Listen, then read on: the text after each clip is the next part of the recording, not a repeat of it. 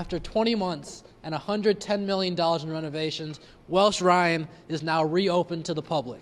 3, 2, 1. Met by excited cheerleaders, a boisterous band, and an energetic Willie the Wildcat, Wildcats of all ages witnessed a historic event in Northwestern athletics. Now, one major change is crowd size.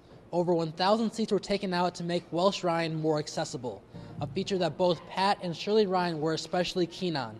In the old arena, we had very narrow steps, steep, and no handrail. People didn't fall, but we saw several times very close calls.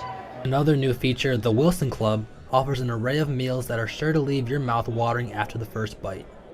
Jim Phillips, Vice President for Athletics and Recreation, thinks that the new Welsh Ryan will pay dividends down the road. I think this is just the beginning because we haven't had a chance to recruit to it yet. We haven't been able to train in it yet. We haven't been able to do the things that I think you're going to see a facility of this magnitude will do for all of our programs, certainly that play in here. The first official home game is on November 8th against New Orleans. Reporting from the 8th wonder of the world, I'm Evan Denton, NNN Sports. In one of the biggest comebacks in Northwestern football history, the Cats clawed back to a 31-20 victory over the Utah Utes in this year's Holiday Bowl. Quarterback Clayton Thorson completed passes to numerous receivers, including offensive lineman Trey Clark. But the game really shifted in the third quarter off of a 86-yard fumble return for touchdown by safety Jared McGee. Now, bigger picture, the Cats have won 9 games in 3 of the last 4 seasons, and most likely will finish in the top 25 of this year's rankings. Northwestern's purple and white turned pink in honor of the women's swim team's Breaststroke for Breast Cancer campaign. Swimmer Catherine Sensman was one of the leaders of the event. The event started 6 years ago with some of the Northwestern women's swimming teammates, and they want to raise awareness for breast cancer research and treatment, mainly because multiple girls' mothers were diagnosed with breast cancer. A lot of teammates have connection to the disease, so they wanted to start an event to raise awareness for research and treatment for the disease. Besides swimming, Breaststroke for Breast Cancer offered a silent auction including a Chris Collins signed basketball, a Starbucks basket, and breast cancer-inspired artwork. But what couldn't be ignored was the presence of many different Northwestern student athletes. It makes me feel really good that the Northwestern community cares about more than just academics and athletics. We have club teams here, other varsity teams here. So it really shows a bond that we care about each other and we care about, helping people. From experienced swimmers to children learning how to swim, Breaststroke for Breast Cancer demonstrated how a collective effort can go a long way in raising awareness for an important cause. Thanks, guys. There are a lot of well-known club sports offered here at Northwestern, but one that is relatively unknown, the Archery Club. And I met up with them in this week's Club Sports Spotlight.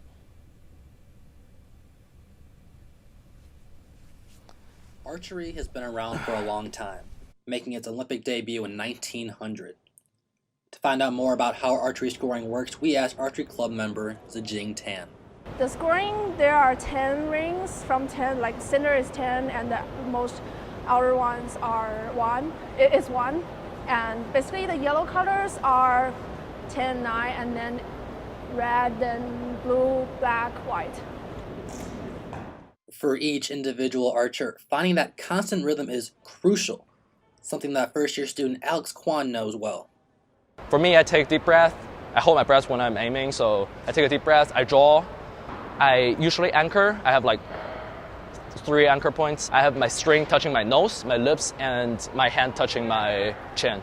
I have an aim point on the bowl and an aim point on the target to keep my shot consistent. The Archery Club does not require its members to go out and buy expensive equipment. Members who come to the club don't really have to have their own bows, and they can use the club bows, and also during tournament they can use the club bows. So it's basically the equipment is more like if you really want to go on with it and try to get better ones or using higher weights, you can get your own equipment. One other advantage for the Archery Club, they have an experienced coach who can come and offer instruction on basic fundamentals. I think it's really great because definitely she knows more about archery than all of us, and she can help us with our forms. And if we have encounter any questions or any issues with shooting, we can just ask her. So if you're looking for a new club that is a lot of fun, well, you have hit a bullseye.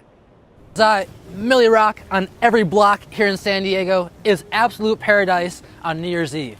But let's get a change around 6 p.m. as rain will begin to drop down on the teams in the Holiday Bowl this year. Now that could give an advantage to Utah as they possess the best kicker in the country in Matt Gay.